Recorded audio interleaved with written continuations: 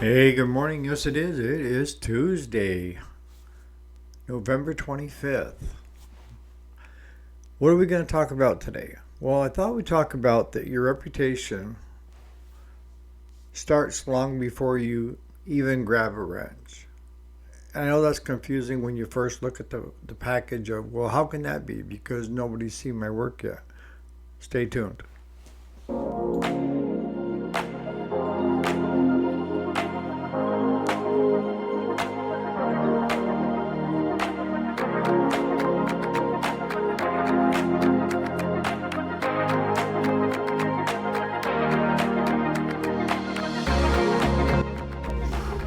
Alrighty, good morning. My name is Eric, if you didn't already know it. Yes, this is the weekday, Monday through Friday. Today is Tuesday, the 25th of November of 2025. And today we're going to be talking about how your reputation starts well before you even grab a wrench. And what do I mean by that? I mean, this is where a lot of people get it wrong. And that is, they think that their business and their personal life are separate. And that if they do good quality work, that will give them a good reputation. And that's only partly true. You know, you've seen businesses where two different businesses doing the same thing.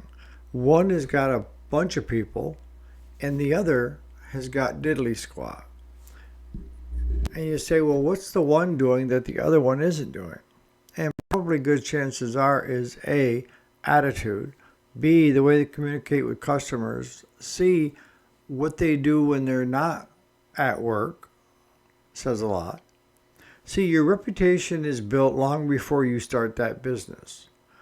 And if you're building a business in an area that you grew up in or that you've been for a while, you've already developed a reputation whether you like it or not.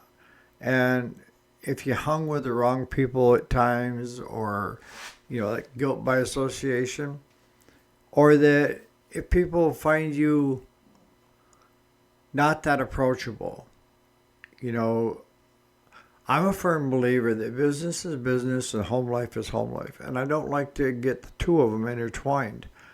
But the clear fact is that your future customers are watching you in your home life. You know, if you love to gossip and you're running other people down, good chances are people are going to be turned off by it. Whether it's true or not true, it doesn't matter. So you have to be careful what you say and do when you're away from the shop. Because people like to do business with other trustworthy, likable people, okay? And I say, I tell especially young kids, don't allow a date and time in your life to define you. You're better than that. So that means if you screwed up, let it go and just figure out how not to do it again. That's simple as that, right?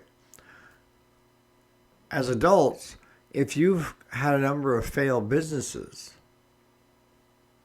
and the biggest culprit was lack of customers and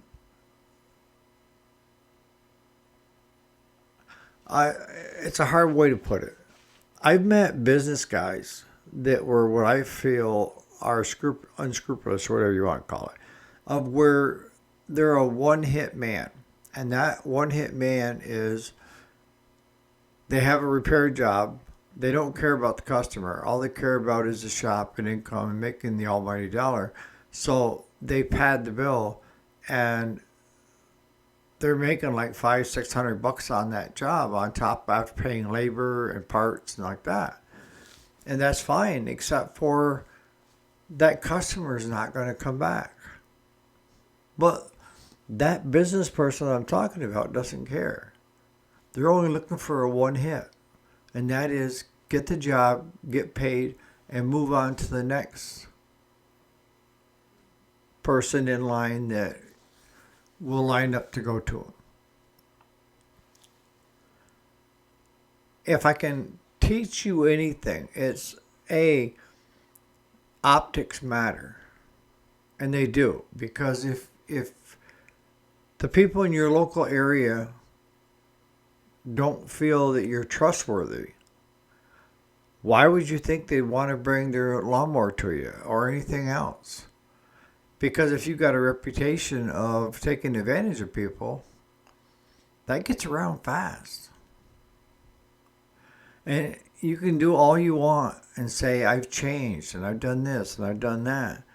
And when you've been that person of where you've taken advantage of other people, you need to get into the mode of let me show you instead of telling you. And it's going to take you twice as much work, effort, and everything else to try to prove to people that you're no longer that person.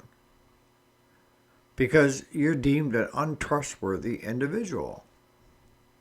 And I have a friend, and we're not close, but he has done that throughout the years, for the past 30 years. And he just started another business. And he's into groceries. He's into car repairs. He's into car deliveries. The guy's doing everything, right? But he's constantly on social media bad-mouthing people in the town where he is now for saying bad things about him. That he's there to save the town. Well, I got news for you. Some people, will always be like that. It's in their blood. If they're not making a buck or taking advantage of somebody, they're not doing it. There's gotta be something in there for them. Okay, that's fine. And when you're in regular business and you're doing it right, there's going to be a number of times where you're doing what's best for the customer and not for what's best for the business, for the shop.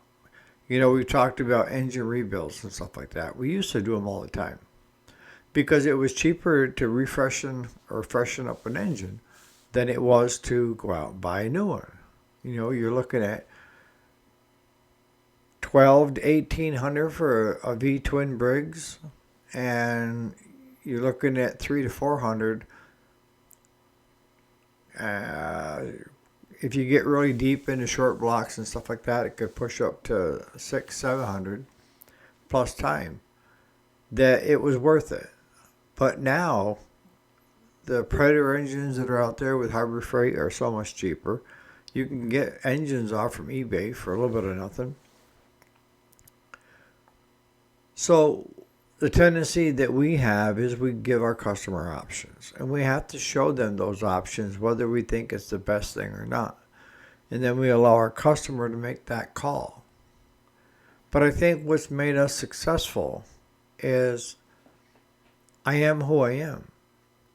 It doesn't matter whether I'm at the shop, I'm talking to you guys this morning on YouTube, or I'm doing my own personal life crapola with the cows and intertwining with the community and stuff.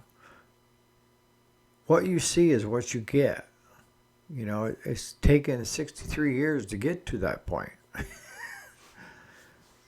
But I know most of you are already agreeing with this because if you've been in business very long, the only way you're going to stay in business is by doing what's best for your customer, for the shop, and to make sure at the end of the day that you're at least making $1 profit so you're not going backwards. In the beginning, you're going to dump more money into it than what you're going to get back. I worked tirelessly for 2 years building the business before it finally took off. And I still think that my best decision was, even for the following 2 years, is to take every bit of profit and roll it back over into the business. Whether it's paying off debt, whether it's increasing inventories, it went back into the business. Okay? A lot of you can't afford to do that. I understand that.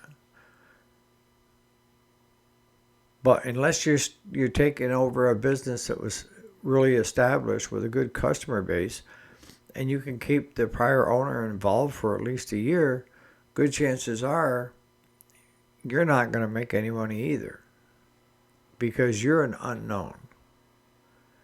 If you can get the prior shop owner to talk to his customers while you both are there and say he is a good guy. You can't fake this until you make this. Either you are or you aren't. And you and God know what you are.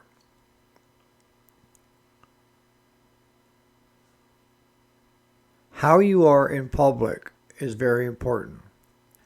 And I've had this discussion here before, especially when it comes to politics, right? And religion. In the shop, we don't discuss politics and we don't discuss religion, okay? It's to each their own. I am not going to alienate half my customer base because of who they did or didn't vote for. I don't care. That's a personal choice. And hopefully whoever they voted for was the best person for the job. End of story. I'm also not there to convert people to believe in God. That's not my forte either. It's not my job. God didn't put me here to try to get a bunch of people to believe in him. No. Each person will come to God on their own time and in their own place. And it has nothing to do with me. My relationship with God is just that alone, between me and him. So I don't push religion either when I'm in public. Do I do it on the weekends with you guys here? Yeah. Because I'm allowed to go off the rail, right? That's what I call it, on the weekends, where I can talk about whatever. And I feel that my main group are watching Monday through Friday, because that's basically business, right? Of how to do this or do that. But on the weekends, I'll talk about whatever comes to mind. Could be crazy things, right? But even my talking through YouTube videos and stuff, and you guys being a part of it, also gives a reflection of who I am. It does. If you're one person over here and then you're somebody else over here, now you're sending mixed messages. Which one are you? Ideally, if you're going into business, it's great to be popular. It's great to be liked by everybody, because then people will bring their stuff there, because everybody's passing your word of mouth real quick. And a lot of it is how you first encounter the customer. And my take is, I try to take every customer that I have and turn them into my friend. Seems easy enough, right? But I want to get on a different level. They're not just a customer to me. They're not just a mark in business. They are a friend. And once they become friends, I'm going to do what I can to make sure that they walk out of this whole. And whole means a reasonable price. They're not going bankrupt over the deal. And they've got a quality mower or snowblower or whatever else that's going to be carefree for the most part for the year. That's my goal. And you have to find out with each customer, make some mental notes or physical notes under each customer, how they like to be approached. Some are all business. Here's a lawnmower, call me when it's done, I'll pay you and take it home. Others want to visit. And you can't hurry them along, because if they feel like you're pushing them too fast, then they balk. And then they wonder why they're even there, why their machine is there. Having good optics, and we've talked about that before, you're only as good as your last job, right? So if your last job that went out was shoddy, it's going to discount everything you've done up to that point. Yes, everybody makes mistakes, but if it starts becoming a habit, what then? And then we also talked about before, a clean shop. It says a lot. Clean shop means clean work. And that we're working on. I got a bunch of paint. I'm going to start painting the repair shop area where Claude is out there to brighten the colors up with white so that it's a lot lighter instead of being so dark. We're also going to put in better lighting. But it's time to have a freshen up because it hasn't been touched since 2012. So it's about time to do that. So we're trying to get other stuff, the other customers' work in and out so that we can get everything tarped and then spray painted. Your attitude when you first meet the customer, your attitude out in public, who you're affiliated with, who you hang out with, guilt by association, all these go hand in hand. All right? Because a lot of these guys that are one-hit guys or ones that are taking advantage of other customers and stuff want to hook up with you because you give them credence and give them merit. For other people say, well, they can't be too bad. They're hanging out with Eric. So you got to be careful because some of these guys are just lowlifes. Honest to God. In the comments, what do you think? Do you think your reputation starts before you turn the wrench? And if so, how? Do you think that how you act and react out in public when you're away from the shop has any impact on how the shop is doing? I think it does. Like I say, if you gossip and stuff like that, then it's going to hurt people's feelings. It's going to get around, all right? I just kind of keep to myself. And if it's none of my business, it's none of my business. That's been my take for a long time. When it comes to politics, I go for whoever I think will do the best job. And I hope that everybody else does too. It's your choice, your vote. Do whatever you want with it. Vote for a space alien for all I care. Clean shop. Optics. Claude brought it up and said that he wouldn't have brought his Corvette to us because we don't have a clean shop. Well, that's on you. It's time to get it cleaned up, ain't it? So we're going to be working on that. So we're trying to increase and have better optics. And what the front of your building looks like and the stuff that's around it says a lot. You know, if you got garbage everywhere, good chances are people are going to just drive right by because they want a nice clean shop. And so do I. So on that note, you guys have a great Tuesday. I got cardiac rehab today, dancing with the oldies, which I mean my workout partners that are in their late 70s and 80s. Give that some thought today. What do you think other people think of you?